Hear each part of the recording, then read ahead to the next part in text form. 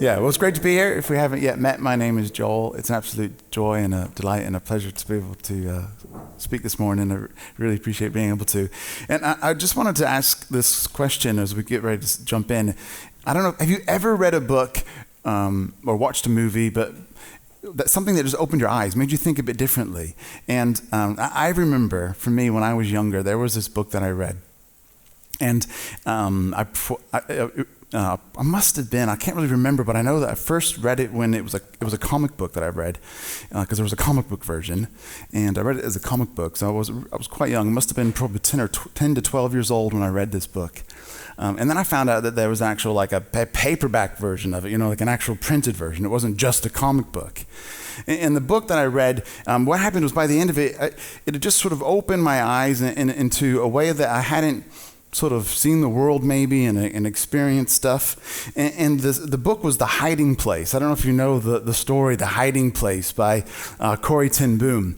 And if you don't know the story, I would encourage you to look up Corrie ten Boom and discover what she did. And this is the comic book, that was printed in the early 70s. And it was great. I loved it as a kid. And then I've read the book. And if you don't know the story, what happened is it's a family in Holland in the Netherlands. And her father was a watchmaker, her sister, and they all worked in this jewelry store.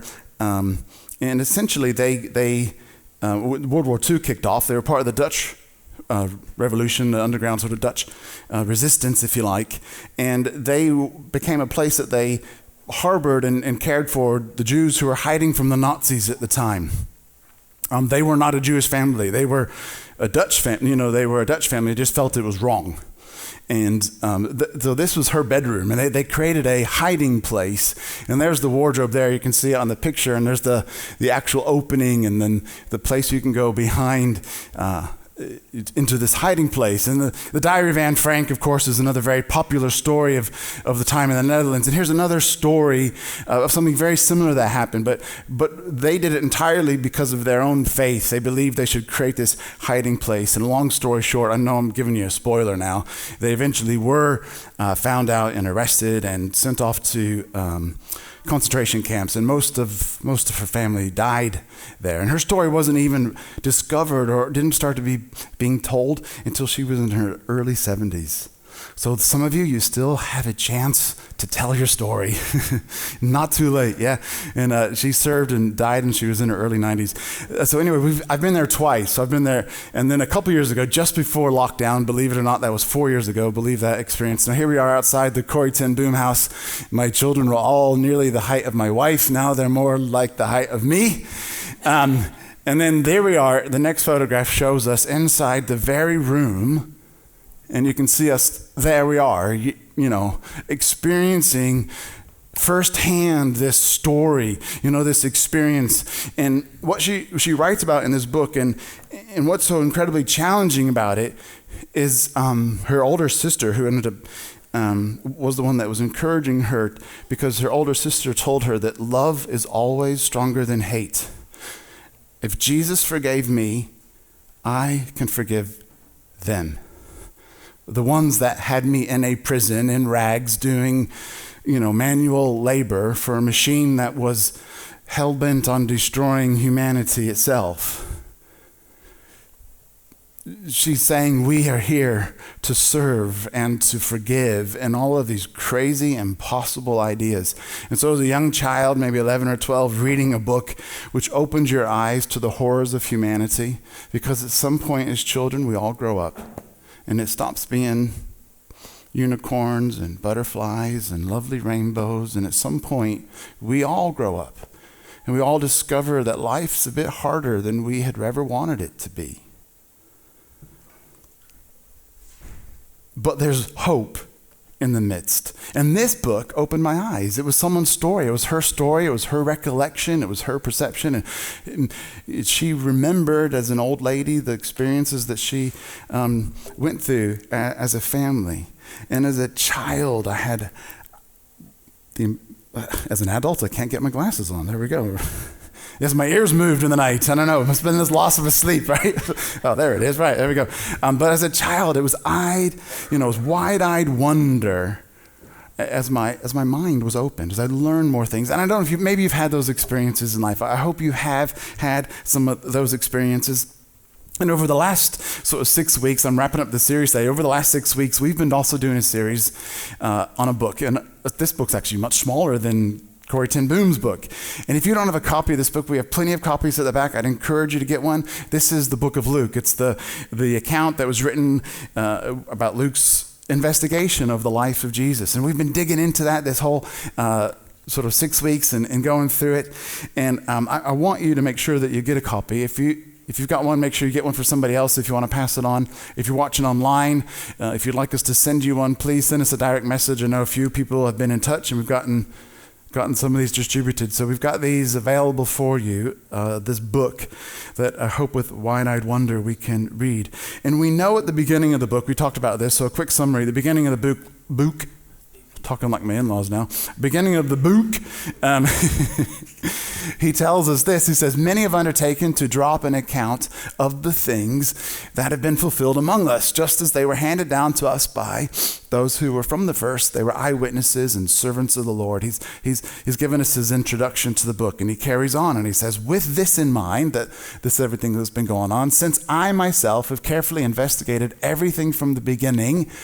Remember, Luke's the only one that talks about the whole birth and the backstory of Jesus from the beginning. He's being literal here. I've investigated everything from the beginning. I too have decided to write an orderly account, second time that word is used, for you, most excellent Theophilus. This is who the book is for.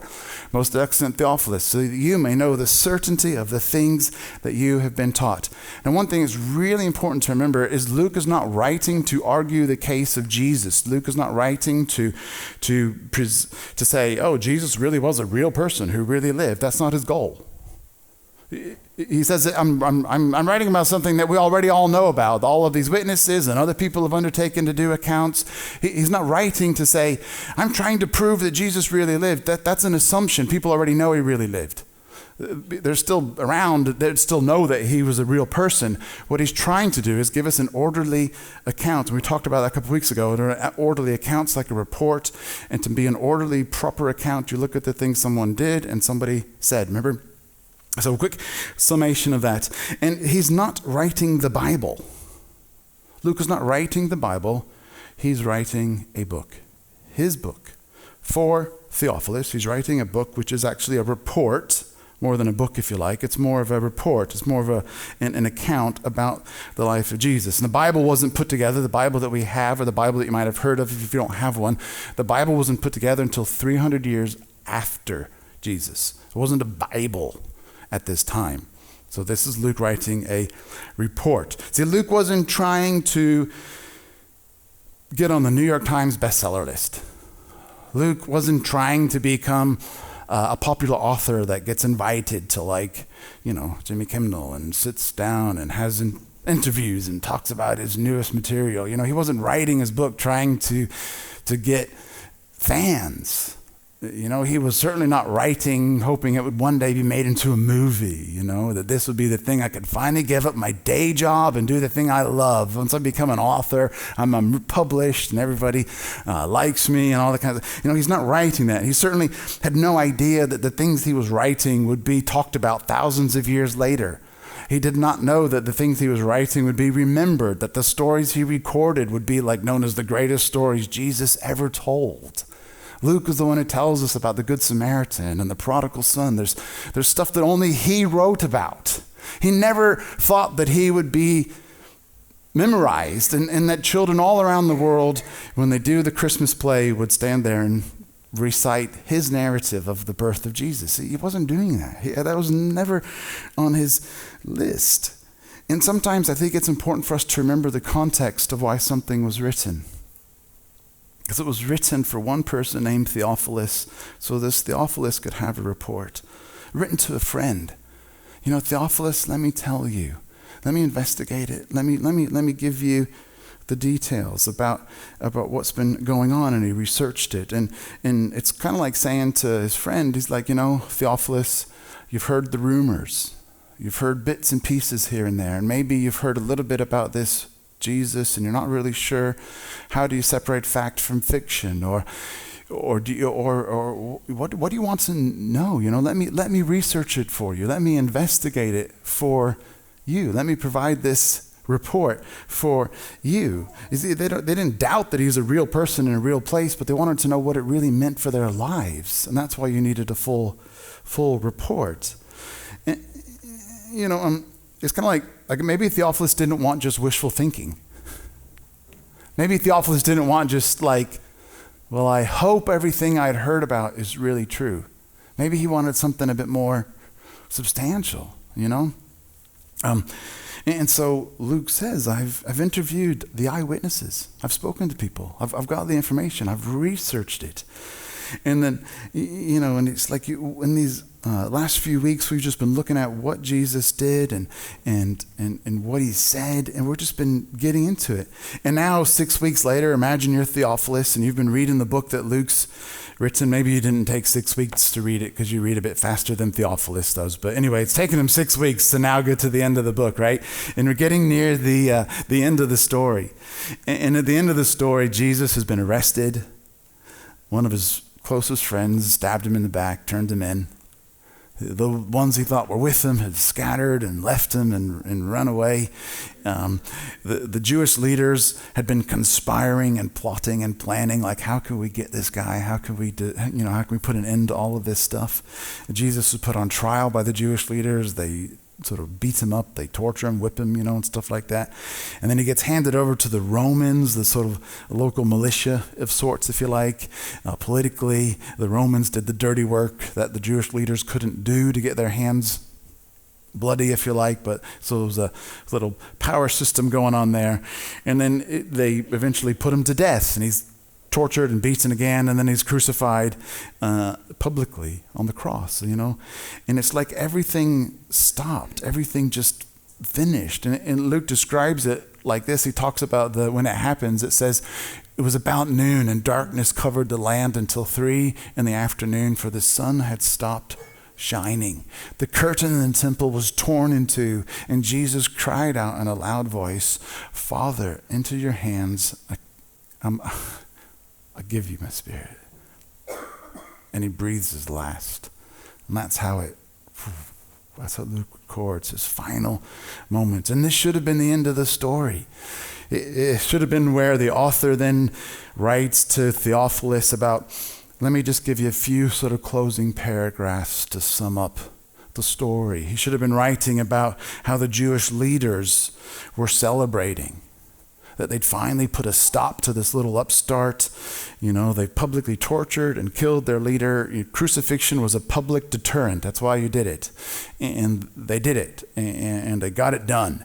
And now they would not be able to annoy them anymore. They couldn't meddle with the religious system. They couldn't meddle with us. We want the power back. They would be celebrating, Maybe it would talk about how the Roman soldiers who were there that day, they would have just moved on. They're just doing their jobs, They're just squashing another rebellion, putting the end to another little upstart, and then they just move on, They just carry on with what they do, And Jesus was put to death by what was at the time the world's most powerful empire.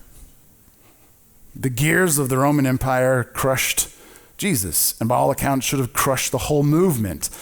Politically, you had the Jewish temple system that crushed. It crushed Jesus. It rolled over. We should have had a footnote to say how that was it. That's the end, Because this is how you stop a movement. You just kill it. Most of us try to fix things by violence anyway, ultimately, don't we? Let's be honest. When all of our persuasive talk and all of our stuff has come to an end, we end up resorting to base human means of trying to get our way by forcing someone else to do what we wanted, right? Anyway, it happens politically. It happens in homes all the time, doesn't it? That's how something should have stopped. And by all accounts, it should have been forgotten, by all accounts, because why would anybody write a book about a bunch of nobodies in the other side of the world about some weird full following that nothing happened? But it never, ever should have even become a book, because that's not a very interesting story. That's just a normal story. That's just what happened all the time. People annoyed the system, dead. That's the way it worked. So it never even should have become a story. It never even should have been written as a book. And historians and sociologists, archaeologists, they, Christian or not, believers, followers of Jesus or not, do marvel at the concept, the idea that this story has ever been told. Because why would you write a book about a nobody that should have had a movement that stopped? And they have to agree whether they believe Jesus is the real Messiah, whether they believe Jesus really did what he said he did. Sociologists and historians agree that something happened. Something must have happened for this to have been a story that we still carry on telling. He got rid of him. Because when Jesus was put to death, there were no Christians, there was no church, there was no Bible. Yeah. There was nothing. There was no believers. The only thing left were dozens of broken-hearted Galileans overwhelmed with grief and confusion. That's the end of the story, right? That's all there was. There wasn't anything else.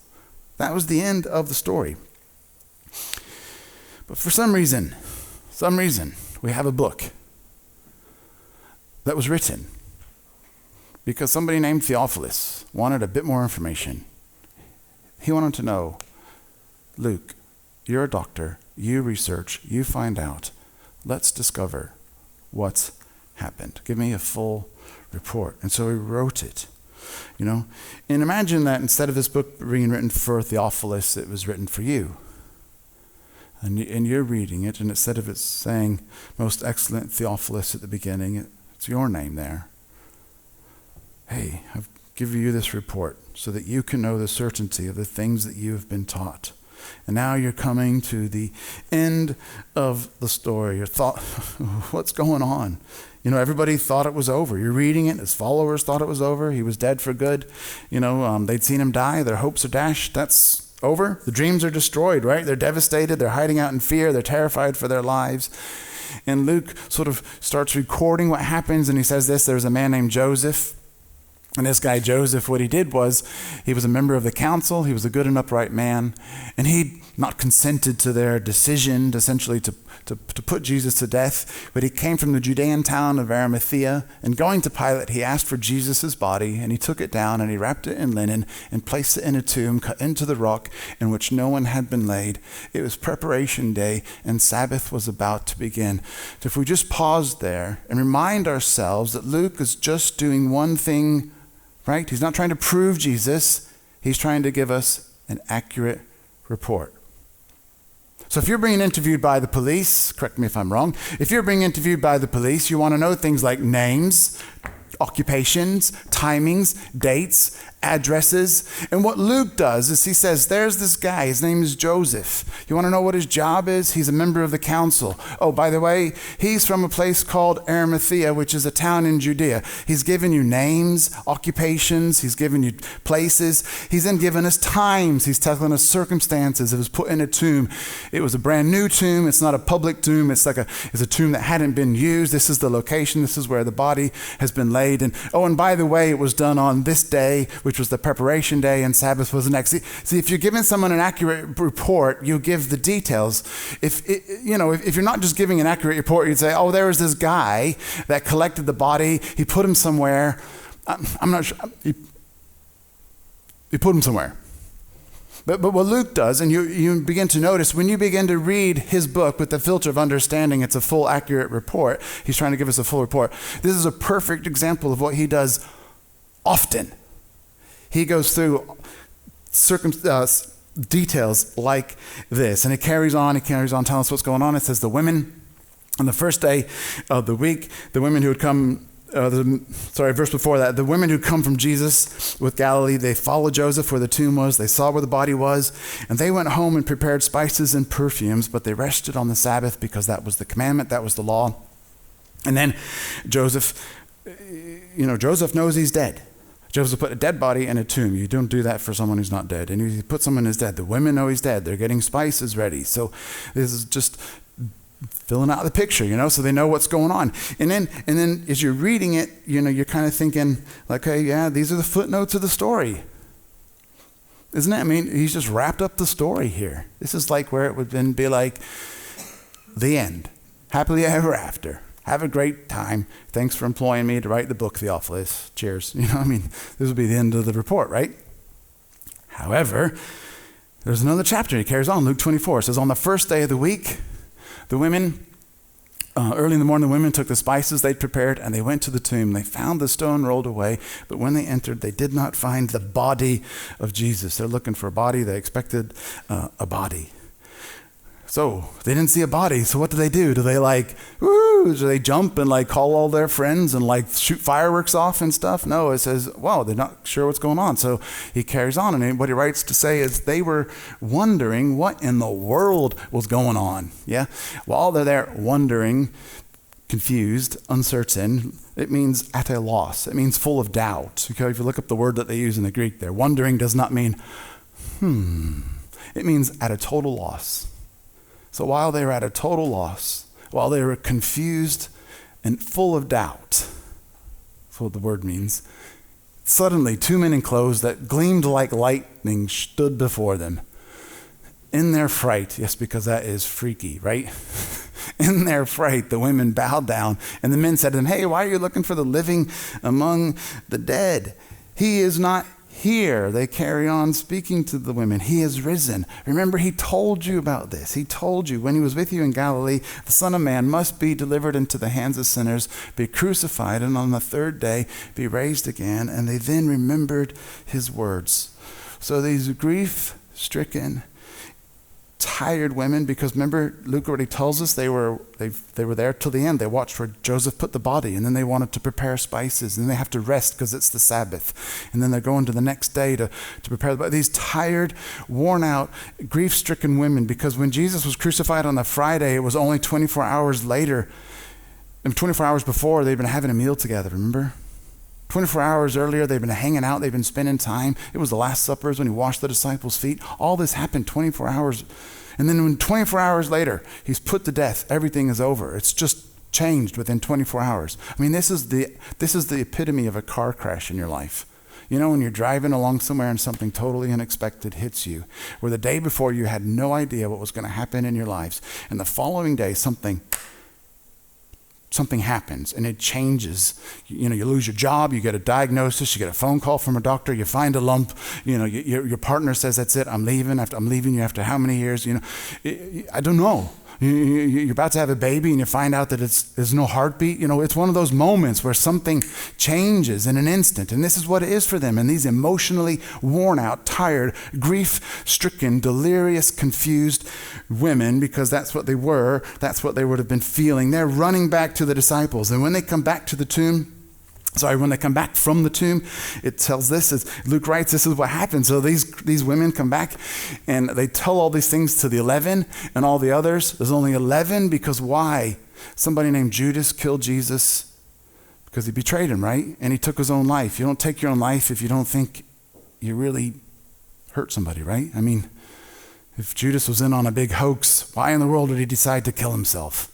Anyway, so there's 11 of the 12 disciples left. That's why there's 11. So 11 and all the others. There was Mary Magdalene, Joanna, Mary the mother of James, and the others with him who told this to the apostles. So again, Luke is giving us specific names of people who are there telling everyone what's going on. Everybody knows who the 11 are because there were 12 disciples, and one, as we know, is Judas. Nobody names their son Judas anymore. Do you know why? Everybody likes the name Peter, John, Luke, Matthew. But those names are all fine. Nobody calls their kid Judas anymore, do they? Anyway, there you go. Now you know why. Scratch it off your list if you're planning to have kids in the future. Anyway, so there they are. So what do they say to these women? What do you think these 11, what do you think they say in response to the women who come back? You know, their response was the same response that women all around the world get, especially when you are grief-stricken, emotional, tired, frightened, confused, sensational, right? You've all experienced it if you're a woman. They did not believe the women because their words seemed like nonsense. Of course it was nonsense. You are hysterical. You are a woman. you are emotional, you are tired, you are irrational. And legally, your testimony is not even allowed in court. In the Jewish court, your testimony is invalid. It's not even allowed. You're not even a valid witness for court. Okay? Their response is they do not believe them. Great friends, right? And, you should believe us, They did not believe him. So then Peter, he's the impulsive one, the go-getter. He's the one who just sorts things out, doesn't he? He runs to the tomb. He's going to go check it out. Now think about this. He doesn't run to the tomb because he believes their story. I think he runs to the tomb because he's a man and he's going to get the facts straight. Right? Think about it. He does not, they don't believe him. They don't believe the women, right? It clearly says they don't believe. So he's going to fix it. Okay? You hysterical, irrational women, you obviously went to the wrong tomb. So how do you fix a problem like Maria? Send a man, right? So that's what he's going to do. So Peter runs to the tomb, not full of faith. Okay, it's not. We got to read the story for how it is. Yeah, he rushes down there and he gets to the tomb and he bends over and he sees the strips. And he's like, oh my gosh, this is like they said. Oh my word! And what does he do? He goes away believing. He goes away like banging pots and pans and being like, Jesus is alive, yeah, happy day. Does he go away like singing the songs and doing all this kind of stuff? No, it says he goes away wondering to himself, what in the world is going on? Wondering what happened. He does not just believe, he doesn't know what's going on. He did not expect Jesus to be alive. They had seen him crucified publicly in the worst possible way by the machine of Rome and the machine of the Jewish temple system. They crush the uprisers. This is their life. They see this all the time. They see this type of thing going on. Wow. It's interesting, as a side note, that none of the men saw the angels or Jesus at the tomb, by the way. Only the women. The whole story, all the Gospels, it's only the women who see the angels and see Jesus. Anyway, we don't have time to go into all that today, but women, you have a very valid voice and a very valid place in the story, which is very radical given the time this was written. Anyway, so they're carrying on.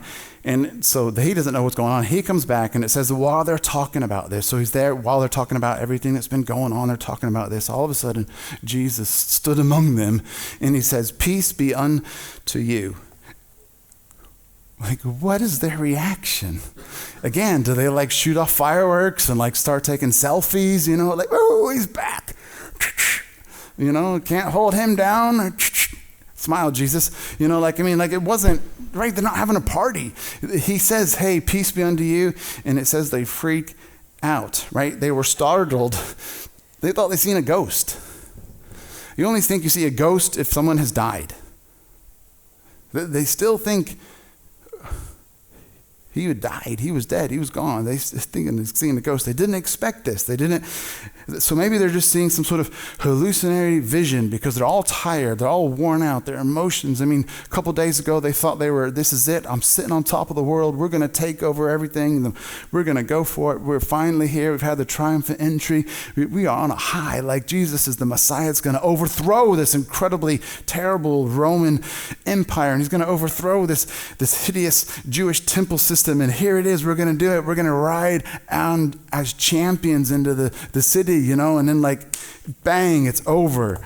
So maybe we're just hallucinating because we have just been on a roller coaster of emotions and experiences.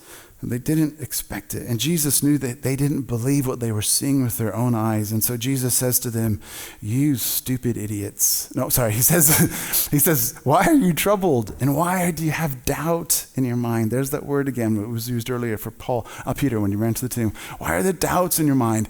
Look at my hands. Look at my feet. It's me. It really is me. It's me. Come here, touch me.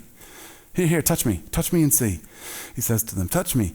And then he goes, a ghost doesn't have flesh and bones. And you can almost visualize it, can't you? He's saying, no, come on. Hear that? If I was a ghost, I'd be going like, he's trying to like show them. He's like talking to them, trying to convince them. And he's trying to show them I really am really here. And I mean, bless them. I mean, here's their reaction. Their reaction is they still did not believe it because of joy and amazement. The phrase there where it means joy and amazement is like, what? Where before they don't believe out of doubts and confusion, now they're not believing because this is impossible. This is too good to be true. This isn't the way things work. This is like, what? Oh, really? I got like a grade 9 on that? Oh. I got an A star? Oh. I was predicted a 3, thank you. I mean, like, it's like, how did that happen? Really? I passed that? Oh, I got the job? Me? Really? Oh, okay. I didn't think I was the best candidate. That's what it means they don't believe out of joy or amazement. It's like, really? Are you sure? Oh, huh? They still don't believe it. They're still like, And Jesus is trying to help them understand that he is real. And so he says, I know what, I've got an idea. Jesus, like, have you got any food? Because the ghost doesn't eat, right? So here he is trying to give them another example. He's like, come on, give me some food. Have you got anything to eat? So they gave him some fish, and he ate it before them. Jesus is trying to show them that he's real. He's like, how can I help you? Jesus isn't eating because he's hungry. He's eating to help them believe. He didn't say, hey, have you got anything to eat? I'm a bit peckish. He says, have you got anything to eat? Because a ghost can't eat. He's like, I want to eat because I want to help you believe. I want you to hold my hand and touch me, not because I'm so lonely and I just need a cuddle or just it's a bit of a physical, my love language is physical, physical touch. Just hold my hand with me for a moment, boys. Come on, everybody, circle up, group hug. He doesn't want to, he's not saying like, touch me and eat with me because I'm, in desperate need of a hug or I'm hungry. He's doing these things to help people believe, to help them believe. How can I help you understand? How can I help you understand? I want you to know. I want you to know the certainty of the things that you've been taught. How can I help you? I know what. We can try to help you because you can hear about it from somebody else's experience. The women have been telling you what they saw. The women have been telling you what they understood. The penny dropped for them. You're hearing their testimony. Oh, that didn't work. How you can see me. Oh, that didn't work. You can touch me. You can watch me physically eat and physically touch me. That didn't work. So you keep reading in the story. He's like, okay, what else can we do? What else can I do? You can read about me. You can read about me. Let me help you. Let me help you understand. Let me help you understand. And Luke tells us the next thing that Jesus does after all these other things, he then says, this is what I was telling you when I was still with you. Everything must fulfill that was written about me in the law of Moses, the prophets, and the Psalms. And he opened their minds. He opened their minds so they could understand the scriptures. Help them understand. Maybe today, maybe at times in your life you felt more like those disciples. It's kind of like, I just don't know. I'm a bit more of a skeptic than a follower, or I just have questions. I just don't quite fully understand. Man, welcome to the club. You're exactly like one of the earliest disciples. They're the ones that should have known better. They didn't even get it, and they'd spent years with the guy. And they didn't believe it. If it was a leap for them, then surely it's a leap for us. If it's a leap for them, then surely it's a leap for your friends, for your family members, for your husband, your wife, your children, your aunt, your uncle, your neighbors, your colleagues, if it was a leap for the ones who are closest to Jesus, please let's not forget it's a leap for everyone else as well. Here's a leap for us. It's a leap for you. It's a leap for everyone in your life. It's a big leap. How do we help people? How do we help people understand? Because Jesus didn't ridicule the one who was doubting. Jesus didn't berate the ones who should have known better. Jesus didn't look down on the ones who actually spent time with him and should have recognized and should have known what was going on. I mean, he didn't look down on them. He didn't What he did was he extended grace, and he just poured out kindness and patience. He was so patient, so patient. So patient in trying to help people. He was so gracious to his closest friends. He was so gracious to them. He's gracious. And he knows that it's a thing for them to wrap their heads around, that he chose women.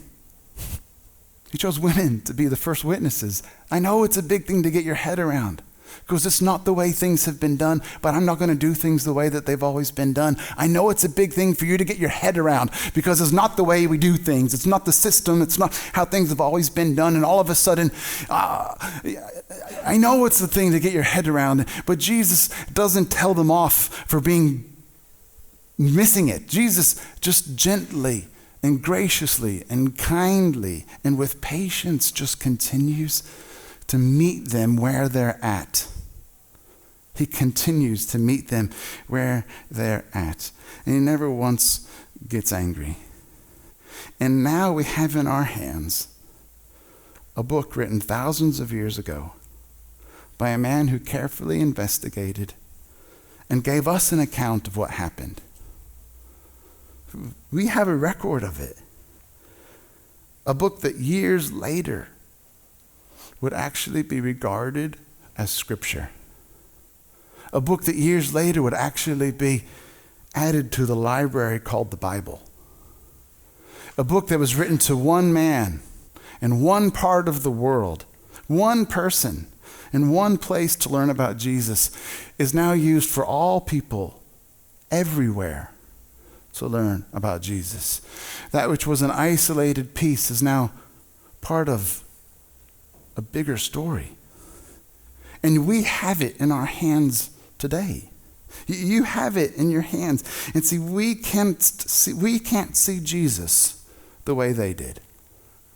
We can't see Jesus and sit down with him and have a coffee and ask him to meet us in town. That would be so cool, wouldn't it? Like, let's just meet up and have a coffee, There's this guy, Richard Dawkins. I'd love it if you and I could just arrange an appointment. We could just go see him one day and have a little chat, Jesus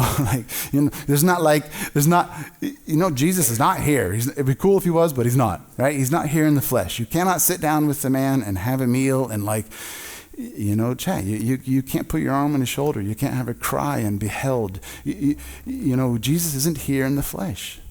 It doesn't work that way. We don't have the eyes to see him and the senses to touch him. So how can we still believe? Maybe we should listen to the experiences of others. And maybe, just maybe, the same thing that finally helped all of his closest friends fully understand, maybe that's the same thing that can help us. Maybe that's the same thing that can help you. Maybe that's the same thing that can help your child. Maybe that's the same thing that can help your colleague, your family member, your neighbor, your husband, your wife. Maybe that's the same thing that in time could help them. Maybe the thing that will help us all is when our minds are opened to understand. And we stop reading the Gospels as some archaic book, but begin to realize what it was and what it was written for. An individual account written by one man named Luke, who wrote a report to a man named Theophilus, and we have the copy of it today. And it's like it's written to you. It's like it's written to me. We have a copy. And what if this one book was the only book we had out of the entire Bible? It's still enough. It's still enough. It's still enough. It doesn't take away from the depth and richness of the Bible. I'm just saying, it is enough. And that's why we wanted to spend time this whole 6 weeks just digging into a book, and hopefully our minds are now opened. We begin to think differently about these things. We begin to think differently about these stories that we read and discover, wow, hopefully this can be enough. This one book could be enough to help us know, like for Theophilus, the things that we have been taught that we could know with certainty. As we wrap up this morning, if you have any questions about what it means to be a follower of Jesus, whether you're on site or watching online, we would love to just journey with you. And we may not always get it right, but I can promise you this: we will try to respond to your doubts, your confusion, your hurt, your anger, your cynicism with the same things that Jesus did: patience, grace, kindness, mercy, and a willingness to journey with you every single step of the way. I don't see it working any other way.